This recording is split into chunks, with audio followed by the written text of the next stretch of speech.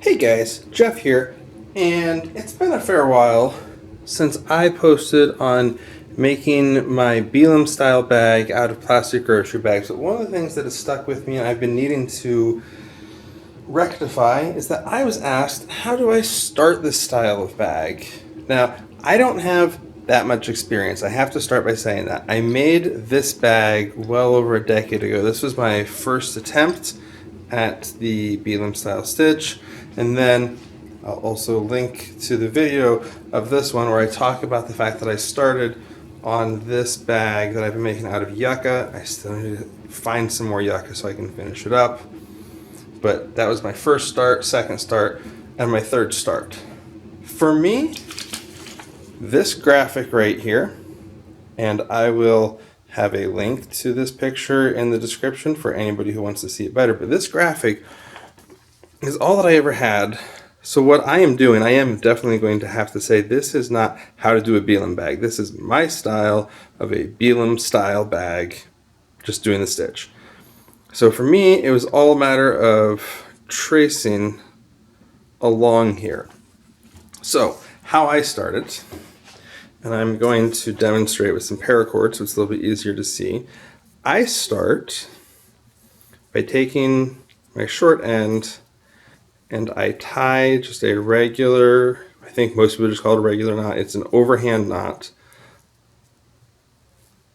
around the part I'm going to use for sewing with. Okay, and if we see here, it's going to go up and it's going to come through from the back like this. And then when it goes up, it goes in. When it comes down, it goes out. So you're just doing this over and over. You can kind of see that twisted shape that it gets. Now I will say that one of the problems with this is that when you start going, this chain wants to twist up on itself. That's why, if you saw in my video, I talked about kind of making this stitch around something. I have this plastic strapping that I use when I'm using yarn or when I did the plastic bags. For demonstration purposes, I folded up a note card because what I find best is to get a few stitches in here, and then whatever you're going to use, I like to put it across the part that goes up to the left like this. And all the stitches there. I'm missing one because that twisted. And see, that's the other thing, is it helps with twisting. So once you have a few stitches, you can get this in here. You can kind of snug things up, and then this is going to help you keep things from twisting, but also kind of help you with your size. So for me, what I'm doing is going to come down the back, I'm going to come through here. Now I don't want to tighten this up yet because I'm going to put this through, and I found that what I do is I kind of do a sewing part and then I tighten down around that. So I'm going to leave this loop a little loose as I come around the back and into here.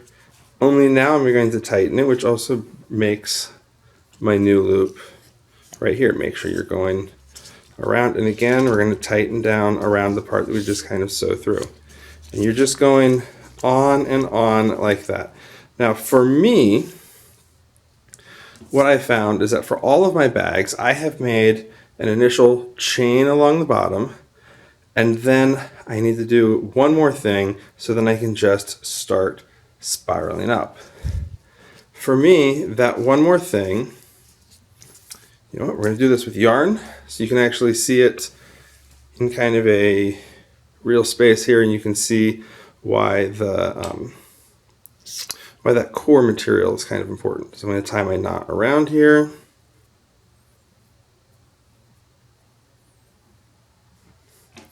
Make that kind of small, and again we're going at the bottom, we're going from the back.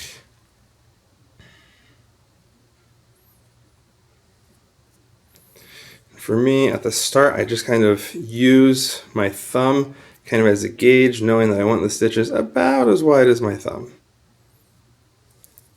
From the back on the bottom, and through the top from the front.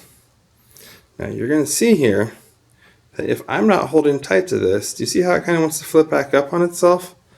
This is the reason for that strapping material.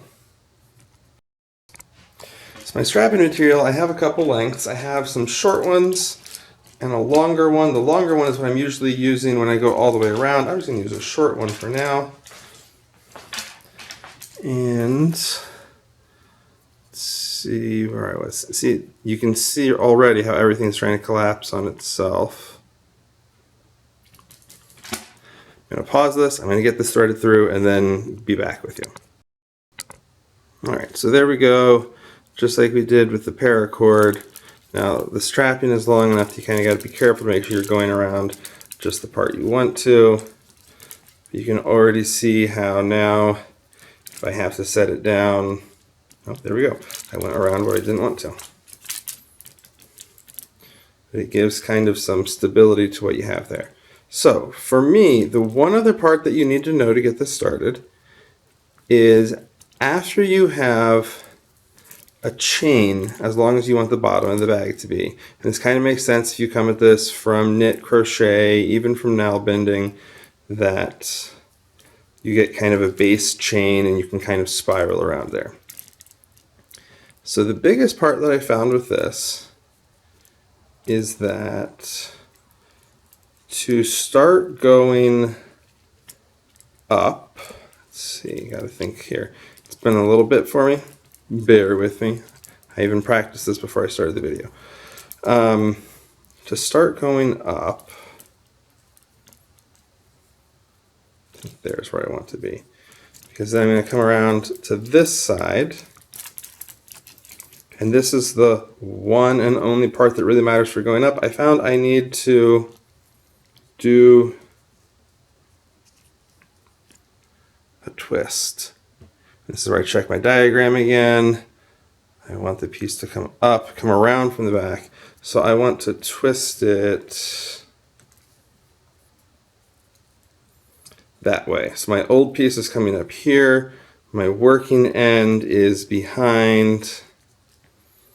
It's going to want to keep untwisting. But once you can get that kind of held in there,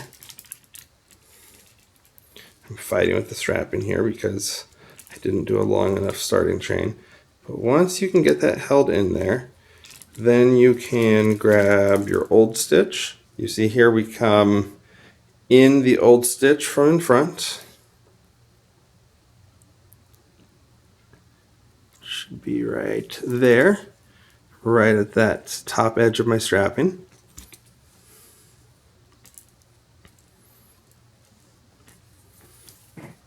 Again, don't get caught up around your strapping.